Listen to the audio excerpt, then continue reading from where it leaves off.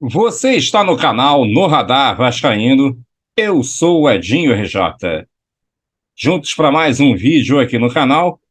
E eu gostaria de pedir a você, caso seja a sua primeira vez aqui, que assista os vídeos e as lives e gostando, que comente, compartilhe, deixe seu like, se inscreva e ative o sininho para receber todas as notificações.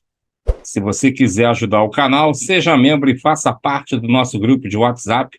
É só você ir na aba Comunidade e clicar no link que você cai direto no nosso grupo. Se quiser ajudar mais, você tem a opção do Pix no radarvascaíno@gmail.com. No radarvascaíno@gmail.com. O banco é o Banco Inter. Inclusive, você tem aqui o QR Code. Basta você apontar a sua câmera que você consegue também nos ajudar. E segue também a gente nas redes sociais, no Instagram, @no_radar_vascaíno e também no Twitter, @radar_vascaíno. Bem, o Vasco jogou ontem e, olha, foi decepcionante a atuação do time. Até que começou bem, né? Vamos dar também a mão à palmatória. O time começou jogando com linhas altas, sufocando o Bahia não passava do meio de campo, mas o Vasco não criou tantas chances assim, e as que criou, não conseguiu converter em gol. Resultado, esse corre-corre todo do time, tomou um gol no final do primeiro tempo, como já vinha acontecendo no jogo contra o Atlético Mineiro e contra o Palmeiras. O Vasco tomou gol no final do primeiro tempo, só que dessa vez não tinha feito os 2-0. Aí, amigo, a coisa embaçou de vez. Veio o segundo tempo, o Maurício Barbieri fez as 5 substituições, estrearam o Juan Seco e o Carabarral, não disseram que vieram, né? O Luca Orediano das substituições foi talvez a melhor delas, e o Rodrigo já entrou logo errando um passe, mas o Rodrigo é meio que essencial a esse time. Enfim, o Vasco da Gama deixou muito a desejar ontem, ficou uma coisa preocupante, já que vinha tão bem, né, no campeonato, com 4 pontos, poderia ter chegado a 7, e uma coisa que preocupa é que o Vasco jogou 6 pontos em casa e só conquistou 1, né? Tudo bem, jogou uma partida fora e ganhou os 3. E não foi de qualquer time, foi do Atlético Mineiro e também do Palmeiras, que a gente chegou a 4 pontos. É aquela questão que a gente fala. Quando o Vasco joga contra um time que ataca ele, por ter mais espaço, ele consegue, né, ser um time um pouco mais letal. Agora, quando o Vasco tem o jogo tendo que propor, como foi ontem, aí se enrola. Vide ABC de Natal na Copa do Brasil, que o jogo foi 0-0, e ontem o Bahia poderia ter vencido o jogo até demais. E olha que o time do Bahia também não é essa coisa toda, mas criou, foi um time organizado, foi um time que deu trabalho e foi um time que tinha contra-ataque, coisa que o Vasco, infelizmente, não tem. Por incrível que pareça, mesmo com as ligações diretas do goleiro para um jogador tipo, meio campo, e ele lançava a bola para a correria lá do ponta, mas era um time que a gente via que tinha uma certas jogadas ensaiadas, né? O Arthur Salles entrou no segundo tempo, perdeu 2 gols feitos, poderia ter detonado aí o Vasco, ter feito 2, 3.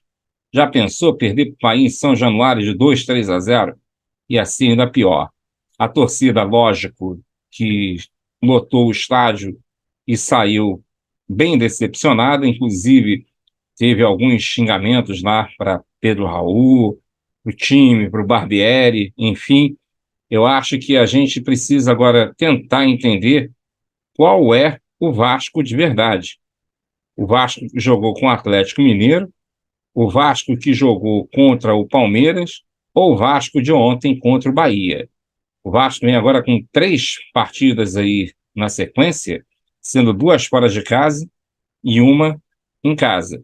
Tudo bem que o Fluminense é no Rio de Janeiro, mas o mando de campo é do Fluminense, a torcida do Vasco não vai estar em peso, até porque o Fluminense só colocou 10% da carga para o Maracanã para a torcida do Vasco.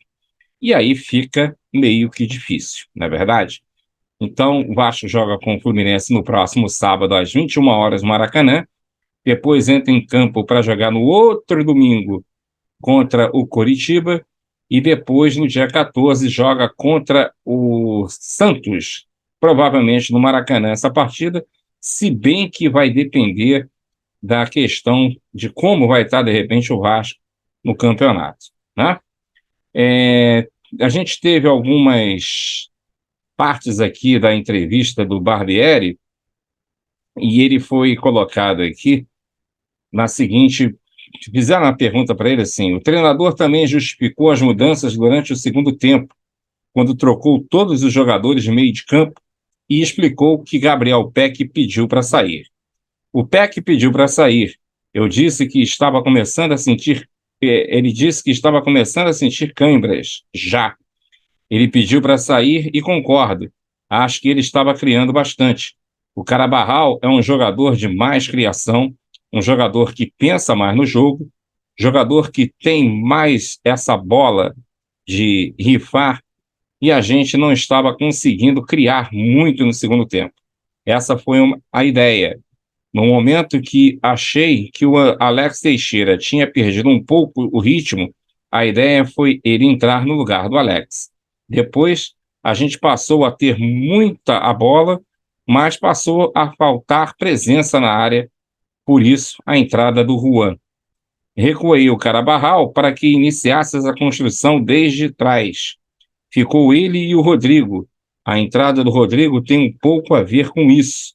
Como eu tirei 2 volantes, eu precisava ter uma segurança para dar liberdade para os outros jogadores.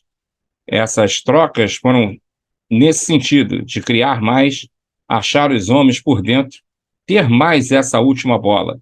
São jogadores que vinham treinando muito bem. Não acho que eles conseguiram reproduzir no jogo aquilo que eles vinham apresentando nos treinamentos. Mas, volto a dizer, eles jogam dentro de um contexto e foi um momento em que a equipe estava muito ansiosa, nervosa, e eles entraram dentro desse contexto e não acabaram rendendo tudo aquilo que poderia render. Bom, uma parte que a gente fica bastante preocupado é que o Vasco só tem um Campeonato Brasileiro para jogar. Apenas. O Vasco não tem mais Copa do Brasil, o Vasco não joga Libertadores, o Vasco não joga mais nada. É só o Campeonato Brasileiro. Esse time ficou treinando praticamente um mês. Um mês de treinamento. E o time não está apresentando nada dentro de campo. Tem aquela intensidade inicial e depois o time cai. Isso é alguma coisa que está acontecendo. Não sei se a parte do preparo físico está fraca, os jogadores estão desnivelados, mas por quê? Se eles ficaram quase que 30 dias em treinamento. É uma coisa inexplicável. Um jogador como Gabriel Peck, que se esforça bastante, está com cãibra com 22 anos. Aí fica difícil, né? Aí fica realmente uma coisa difícil. Bem, meu amigo, agora eu gostaria que você deixasse aí seu comentário em relação a tudo que você ouviu aqui. Como é que você viu o desempenho do time ontem? Se a partida te agradou, se o Vasco deixou muito a desejar, se você está preocupado, comenta aí que a gente depois vai debater. Lembrando a você que logo mais a gente tem a nossa live Resenha Vascaína a partir das 21 horas, e eu peço a você que deixe seu like, se inscreva no canal e ative aí o sininho para receber as notificações. A gente se vê, até já.